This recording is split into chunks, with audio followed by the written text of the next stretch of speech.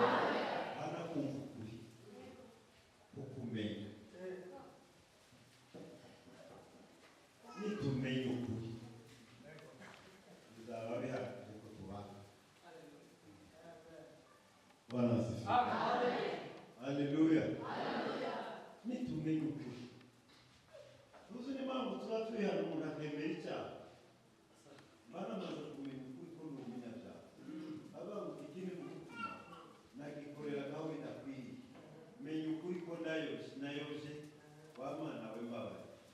Iyo umuntu yamenye ukuri ntayoze, iyo umuntu yamenye ukuri ntabwirizwa ntakangwe kugenda runaka.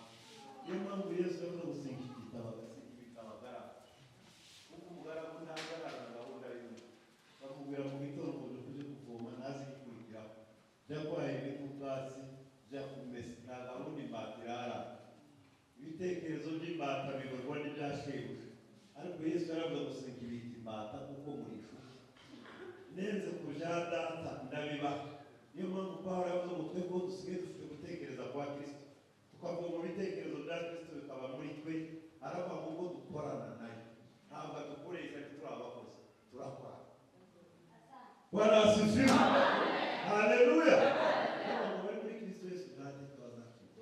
Ari itegeko ntabwo ari mu magambo, ari itegeko ryatubatura rivuguruze ry'urupfu. Haleluya. Umwuka w'ubugingo bwo muri Kristo Yesu ririya kugira hari amakuru dufite n'ibyo duhagazeho aho tubivoma ni mu itegeko rihari ry'umwuka w'ubugingo ko tutakiyita. Kuvuga ngo umuntu aranezerwa aba ari gukororoka, umuntu atanezerewe nicyo kibazo umuntu aba wose unanezerewe. Ariko kuvuga mu giteraniro ndanezerewe bigomba kuba kawaida. Umuntu atanezerewe ni ugomba kumwe n'imana gukinga ibirenze ibindi byose. Bwana asifiwe.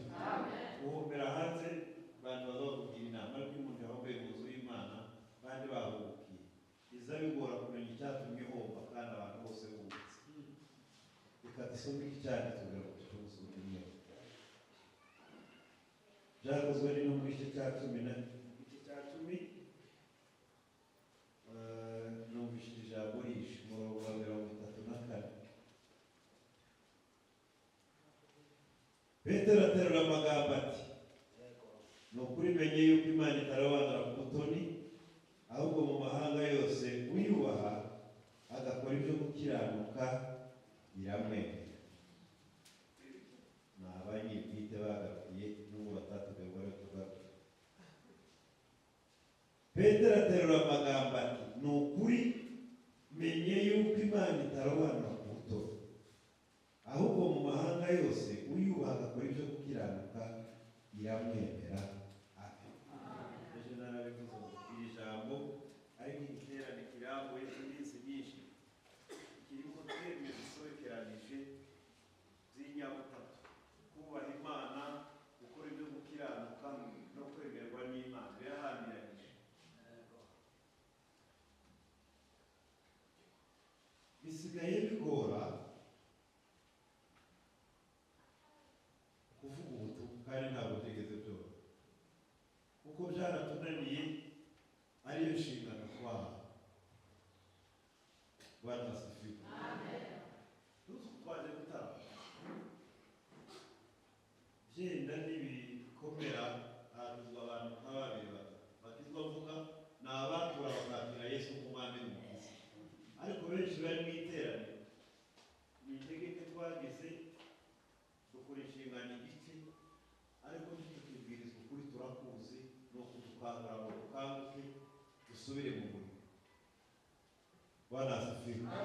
Ziriya minisiteri zose zo mu Efeso ziturimo kandi zifite abazikoreramo. Niba utari muri iriya hari ushobora kuba no muri zingana. Niyo mpamvu iyo abantu babwiriza tutagiye mu mafu n'abavuga nibo bavuga bakoresha iriya nyito, bisaba ko dukora ikintu gisa n'ikiganiro ariko gishingiye ku ijambo ry'Imana. Haleluya. Haleluya. Petero kumukozi, Korneliyo nk'umunyedini tarakebwe utemewe kuko Imana yari y'Abayuda, genda itwandukira natwe tugeraho ubutumwa bwera ku banyamahanga. Umugabo wataramye bikamutangaho guhamya atarabatijwe, atarigeze aba mu giterane nk'iki, atarigeze asoma Bibiliya, atarigeze yumva amakuru ya Yesu, ariko umutima we urakiranuka, yibwiriza gusenga. Kuri gusoma kuvuga ngo Imana ya Isirayeli nawe niko yavuga, kuko Imana yari itaragera mu banyamahanga n'abataragera, kandi bakaba umunyabuntu bwinshi, yakora amasengesho. Marayika araza aramubwira ngo ya masengesho wasenze yarumvikanye. Nabanza no kugenda gahora ahantu, Bwana asifiwe. Ibyo wasengeye, gusenga kwawe n'umuntu byawe byaje bisoreranye, birazamuka bigera mu ijuru. Nanjye ndi intumwa yo kugutangariza ko ijuru ryishimiye imirimo wakoze. Sengesho ntiryagize kirogoya, nta nzitizi byahuriye nzira nk'iryananiye. Bwana asifiwe. Gusenga kwawe kwarumviswe, ni amakuru y'amashira k'inyuma ni marayika. Nje kukubwira ko wasenze birumvikana. Bwana asifiwe. N'umuntu wagiriye abantu bafasha ntibwibagiranye, ntabwo ari umuco w'iwanyu. Byageze mu ijuru biranditse, byateranye mu ijuru, nzani intumwa. Naje kukubwira ko byumviswe, kandi nje kukubwira uburyo n'abandi bakoze. Bwana asifiwe. Tuma intumwa zigende zijya Yopa. Hari umugabo witwa Petero, Simoni wahimwe Petero, atumvise kwa Simoni w'umuhazi baravuze nijoro, ni hafi y'inyanja. Tuma y'abantu bagende bamubwire. Afata abantu babiri b'intumwa, azana n'umusirikare ngo bamurinda, aravuga ngo mugende mubwire Petero aya makuru. Yansanze saa 9, kandi nza kumva Imana. Sore byamye bibarana neza n'isaha y'amasezerano yo gusenga kwa Isirayeli. Ibitambo byabo byari kumugoroba, byari bya saa 9. Niyo mpamvu kuri Karumeli bazabari n'izashira zakozwe n'isoni. Bishoye mu isaha y'igitaramo, igihe cy'ijuru rizarikinguka rigasabana n'ubwoko bwayo. Bwana asifiwe. Niba ko bihurirana no kwa Koruneli ngo nari mu isaha ya 9 y'amanywa mbona marayika. Bwana asifiwe. Baragenda ari intumwa. Haleluya. Burya turi mu kwigira abakomeye, ariko intumwa ntigira imbaraga. Imbaraga z'intumwa ziba mu ijambo yahawe na nyirayo. Tuzi gitifu umurenge yahagarariye, gitifu w'akagari yahagarariye meya, basiga intebe afata ijambo nka meya, kuko abagiye kuvugira akarere. Murakira bajya kuvuga umusimbuke, murakira na gitifu umurenge kuko yaje ari meya. Ubutumwa buruta intumwa. Bwana asifiwe. Baraza, Simoni nawe witwa Petero ajya gusenga. Birite tubwira ngo yari ku nzu ya etaje, ngo yari ku nzu yo hejuru asenga. Ageze mu isaha ya saa 6 agira inzara, arabagurika abanza amano kujya gushaka ibyo kurya. Wagera asanga batararangiza gukora. Bwana asifiwe. Waba kusinzira imbonamuntu ategereje ko bishya. Tumupe Bwana watukufu. Mu mbonamuntu ni wazaza amakuru y'igitero. Bwana asifiwe. Abagabo nabo b'intumwa bakaba barimo barahengera baraho hafi. Bagire kujya mwiyere kudutotsi tumutwaye, tarutwiza. Inda yari itegereje ibyo kurya, ariko ibitekerezo byasabanaga n'ijuru. Imana imubwira amakuru. Wabona ko hamanuka ikintu gisa n'umwenda ushamikiye inyamaswa zuza n'izituza, ibikururuka n'ibisiga biguruka byose, kimanuka kiraza kikahasa. Uyumva bw'ibiri kubwira ngo baga kurya. Imbwira ko arabona yari kuva mu izina rya Yesu. Kuva naho sidari icyambere n'igihumanya. Ijwi riramubwira ngo ni gute ibyo n'isi bihumanya, ibyo ibidahumanya kubihumanije gute nabihumanya. Ijwi rigaruka gatatu. Bazo ijwi kubwira imusobanuro bisiguze, so nk'uwinangiye byongera igaruka. Eliya yatinze umuyaga uraza uranyeganyega ngo ntabwo byari ririmo. Umuyaga uri kuza abantu rero batanga mesaje. Uzubaza witonde wumve ijwi gituza. Bwana asifiwe. Wumve ibya mbere no gatoya. Harya ziriya nyamaswa zikururuka bimeze. Haleluya. Ageze ku mwanya wa nyuma, Bwana asifiwe. Bagabo ngo bageze hafi bahe bayoboza mu guturangire kwa Petero. Bwana asifiwe. Turangire kwa Simoni wahitwa Petero atumbitse. Abarumvise ko basibe baje arasohoka.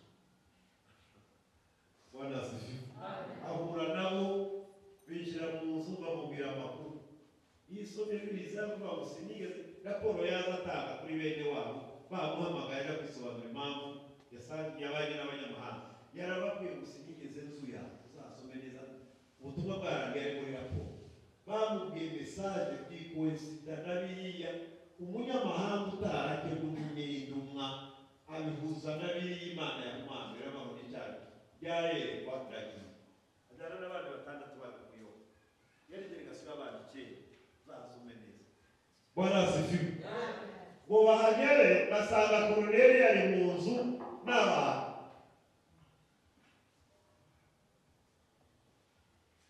Imana iyo yavuganye natwe tukuvuga Imana yatubwiye tugakora uko ishaka nta kitazikorana natwe ariko hari igihe tuba dushaka gukora ibyo Imana itavuze bikadupfana bikabimume bikaremera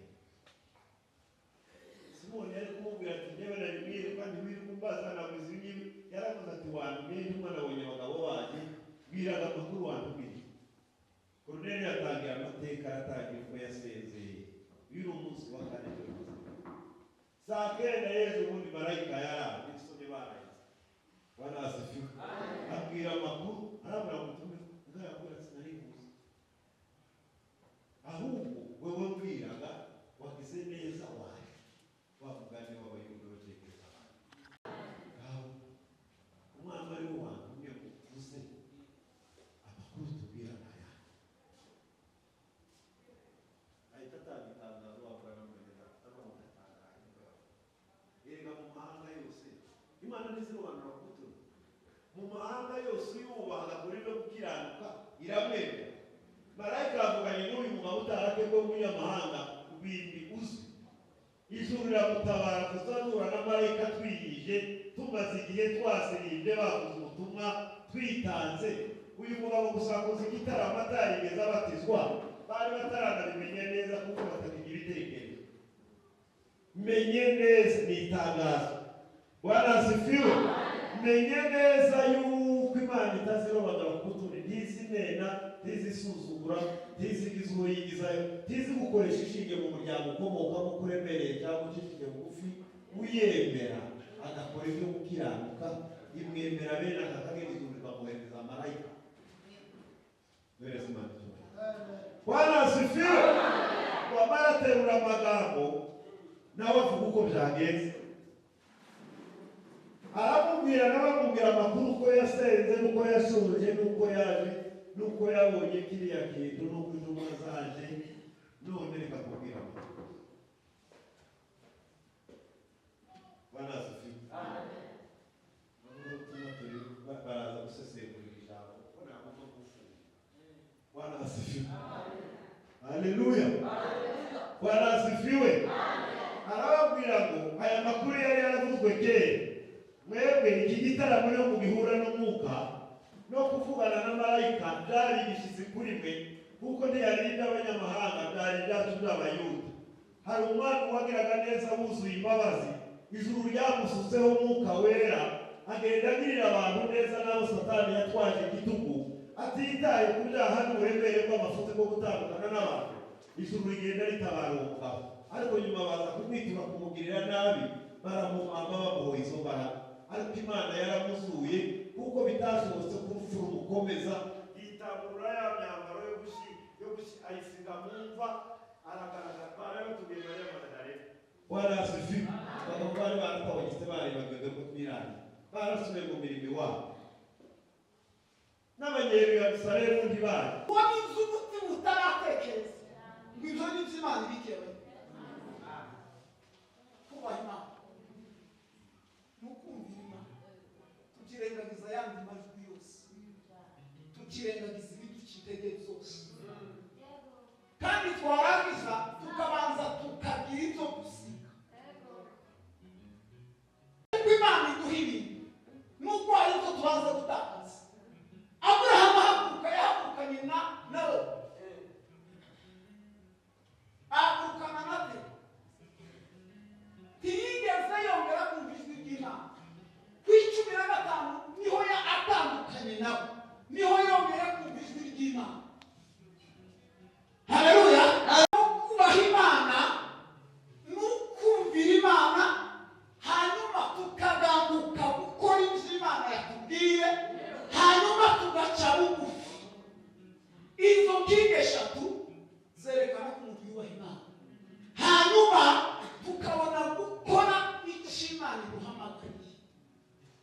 imana muzo gukora bari mu gukenera kuva ku nimero yabo ngo baze gukina nimero y'abandi ingaruka zo kutamenya icyo imana yaguhamagaye ubamaze gutakura imana. Haleluya, haleluya. Kubaha imana ni ukunyurwa n'inimero yawe, ni ukunyurwa n'uwuriwe, ni ukunyurwa n'ibyo ufite.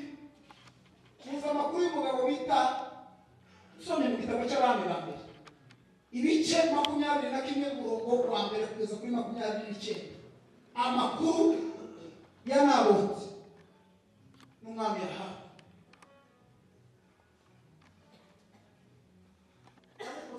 Aha kubera arazira umuntu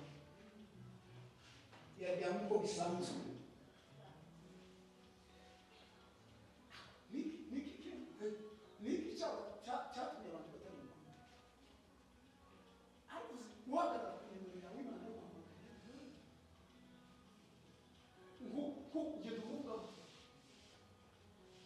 narangiza kamaje kuandika pastor ngobe pastor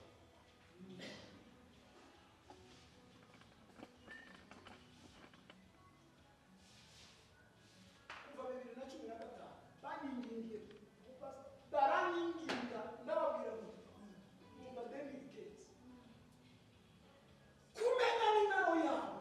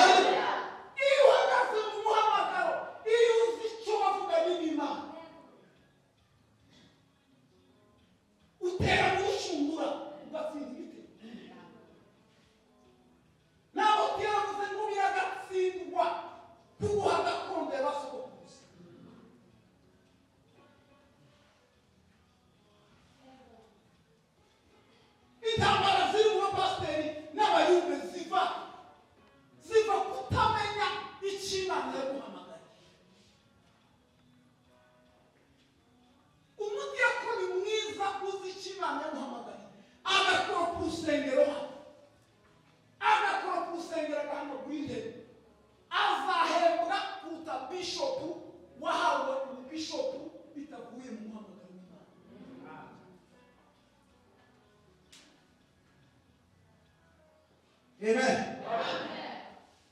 Hizi tiziaka bihu itubuza kubaha Imana ni irari.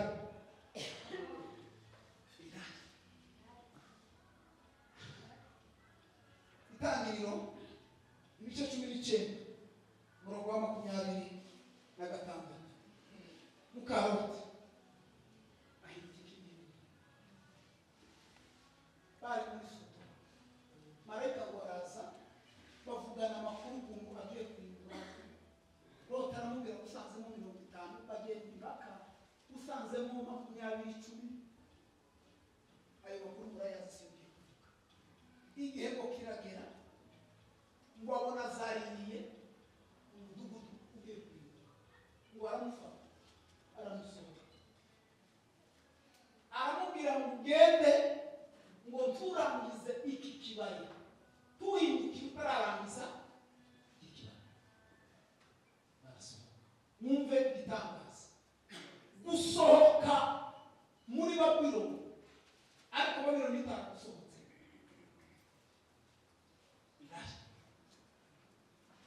Gusohoka mu isi ariko isi itaragusohotsemo. Dutegerezwa kuba mu isi ariko isi iturimo, kuko Pawulo yavuze ngo naho twebweho iwacu ni mu ijuru, ngo niho dutegereje umukiza ko azaza, ngo azaza guhindura imibiri yacu ipfa, ngo akayishushanya n'ubwiza bwe. Haleluya, turi mu isi ariko titurabisi. Mukaroti asohoka muri Babuloni, asohoka i Sodomu, ariko Sodomu igiye gusohokamo irarigisha abantu. Mari kwa irari. Nta kindi kintu kitakimara mu gutunga Yesu, kubaha Imana.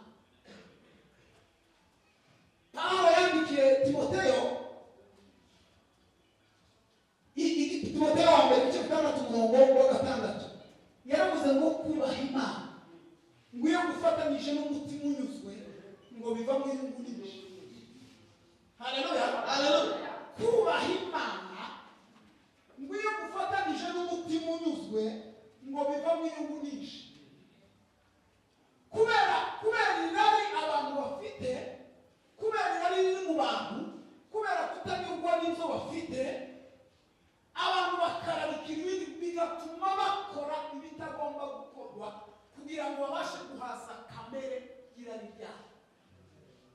Narabwe mu mutima w'umuntu haba umwobo, haba ikinogo, wobishyiramo amashiringi y'igicucu, wobishyiramo amadolari kiza cyuzuye, wobishyiramo za siperi kiza cyuzuye, wobishyiramo vewiti y'igicucu, wobishyiramo etaje y'igituza, ngo kiza cyuzura gusa byo yesaje akicaramo. Atukuzwe. Niyo muri ibi byavuze ngo njyewe ngo numva mpagizwe n'umuyizi. Amen. Uwo niwe gisubizo cy'ibibazo byacu. Niyo umugore aza yinjira akinjirana igitenge kimwe kuri Noel, akabifura kuri Pasika agasubira akakinjira, kuri Pentecoste akakinjira, ariko batereramo agasiga akanezerwa.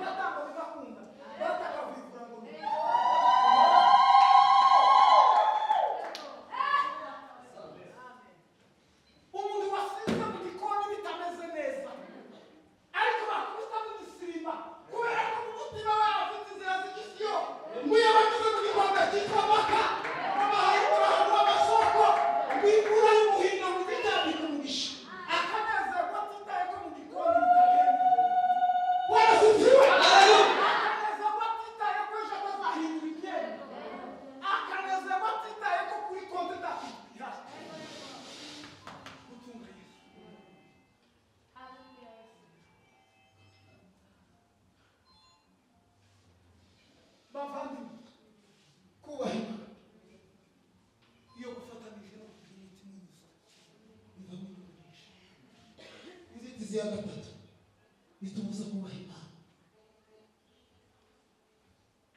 no kwifuza.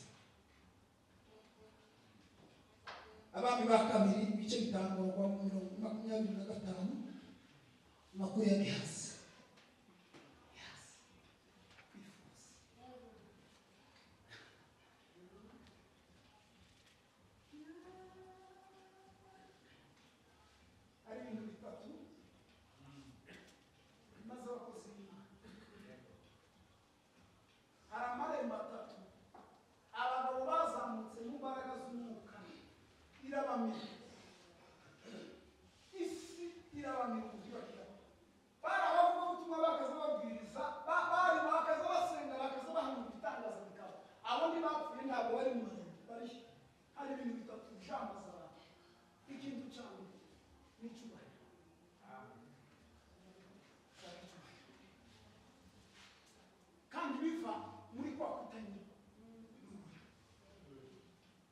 Ikintu cya kabiri kimaze abakozi b'Imana,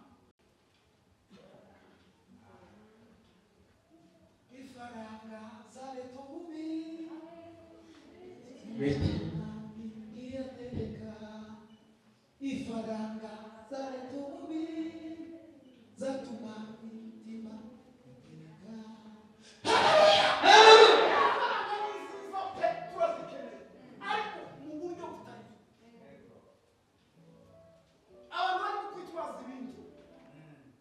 Ngo bagiye gusengera abantu, abayumbe bakitwaza amagufa, bakitwaza utucupa, bashika mu mazu ngo niho bakunda babona ifaranga. Ariko dufite akaga k'itorero kamisa rimwe. Ntabwo tuba turwana n'abantu mu kabari, oya turimo turarwana n'ikizira cyinjira. Turimo turarwana n'abanyamasengesho